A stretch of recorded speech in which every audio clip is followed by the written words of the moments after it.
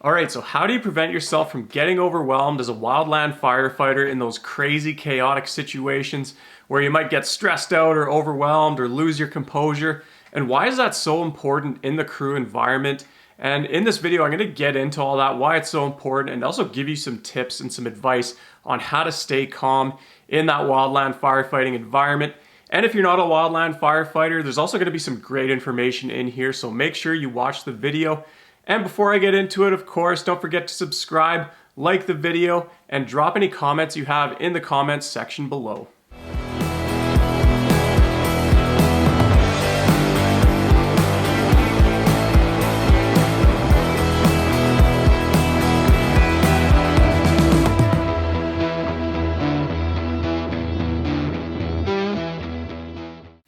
So the suggestion for this video comes from my crew supervisor back in Australia. Her name is Brooke.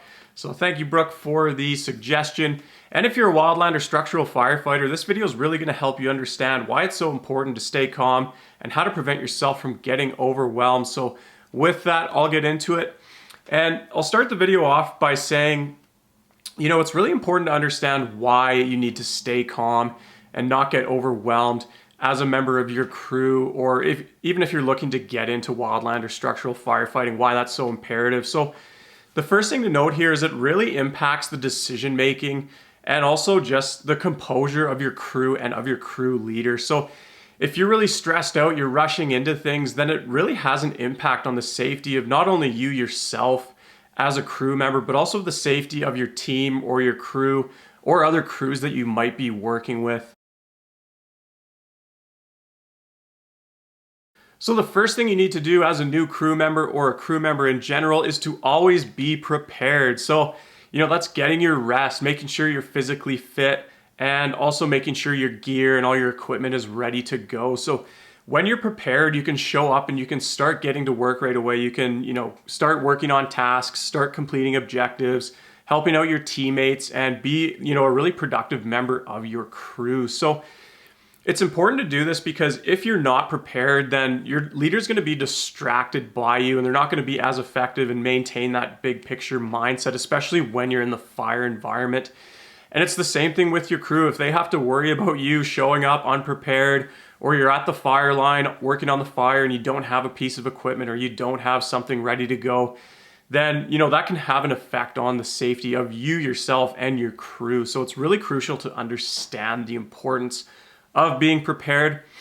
I think it was in my third year, one of the crew leaders had to make sure that his crew was like waking up, at least a half hour or an hour before their shifts started. So we stayed in fire camp. So it was common. Some guys would sleep in until 10 minutes before stand to, and they were just groggy, not quite ready to go. And it was really affecting the crew performance. So I thought it was kind of funny, but it is a serious thing you need to consider when your crew leader's telling you that, hey, you need to wake up earlier so that you can actually get yourself ready for the day. So just a little story about that. And, I've seen it so many times where crew members will forget, safety equipment or, things that they really need to have, like food or overnight gear. So really important that you maintain that level of preparedness.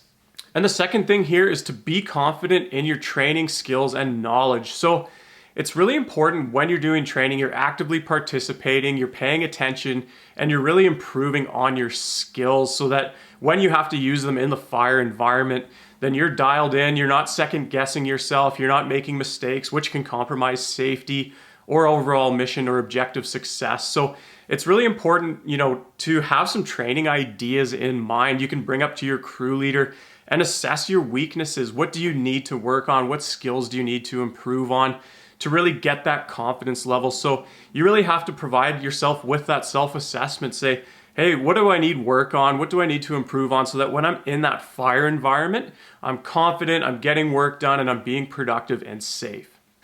And if you have training ideas, if you have goals that you'd like to work to improve on, then that's always a great thing you can bring to your crew leader to say, hey, I want to work on this skill, I want to work on this, and gain more knowledge with fire theory or something like that. Because when I was crew leading, I found it really helpful when crew members brought up training ideas.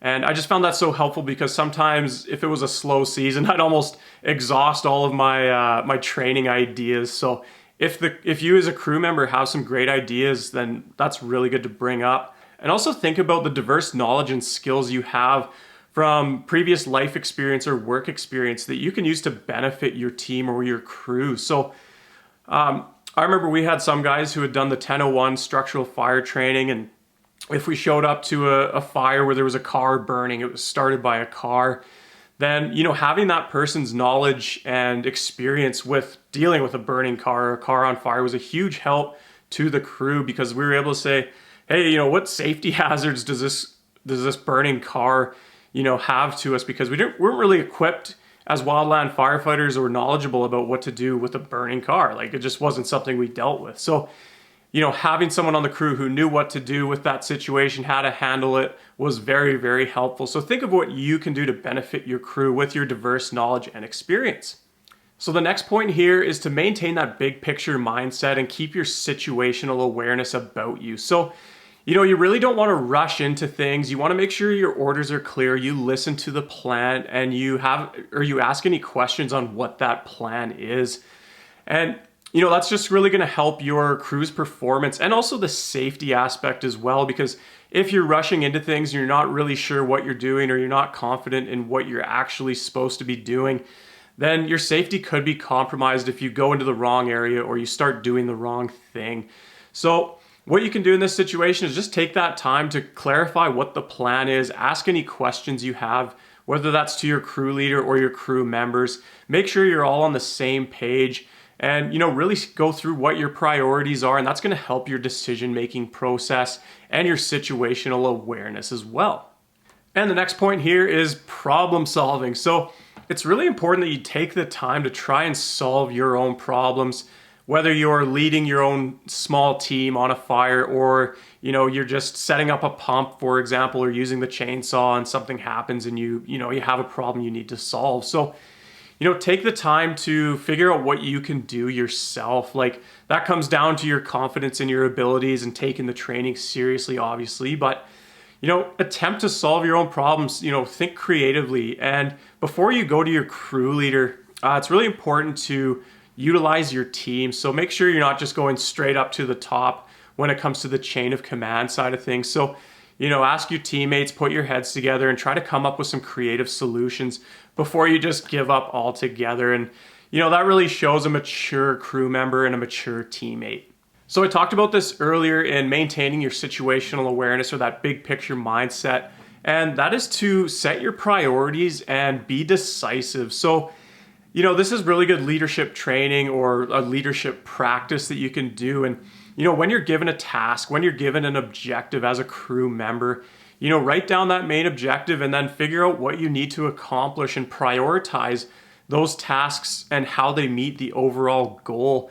And make that plan, take that time so that you can communicate to other crew members, you understand what needs to be done, and you're going to be a lot more efficient in the long run. And like I said, you don't want to rush into these situations. Really take the time to plan these things out so that you're not compromising your safety, you're not compromising your effectiveness as a crew member.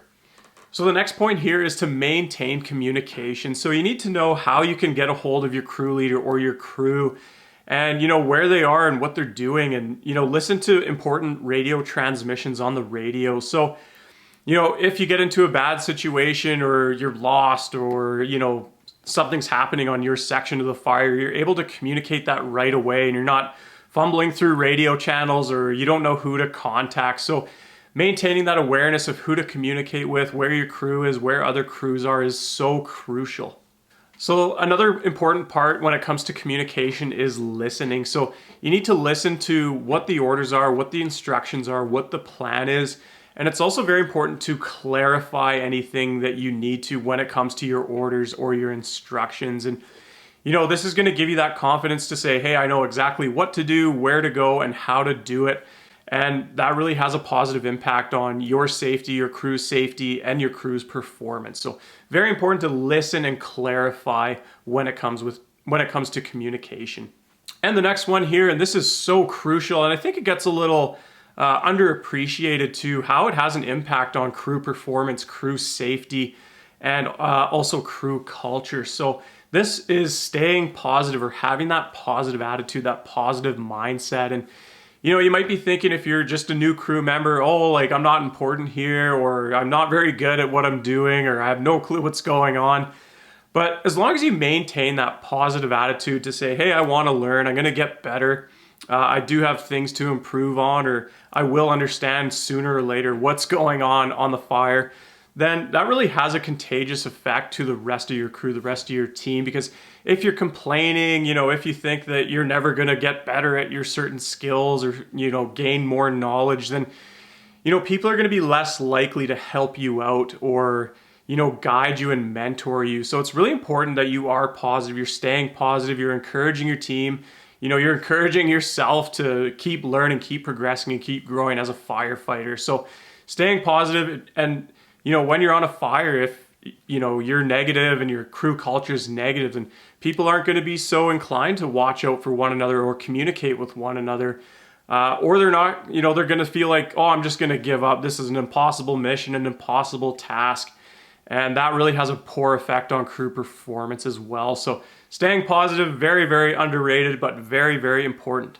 So the last part here, and this is going to be the quickest and most effective way to improve and keep your composure and to understand if you were overwhelmed or stressed. And that is to be open and receptive to feedback from your own crew, from your team. So it's really important to be open and receptive to feedback, because your crew, your team, they have the experience, they have the knowledge that you don't when it comes to the fire environment. So when you get that feedback, really clarify it if you need to, ask questions, but make sure you put it into action so that, you're not just asking for feedback for the sake of it to look good, but you're actually going to be doing something with it. Because if you put that feedback into action, your crew, your team's going to notice, and they're going to give you more feedback on their own without you even having to ask in the future. And that's going to help you get better so much faster. And, that's really going to help your situation as a crew member.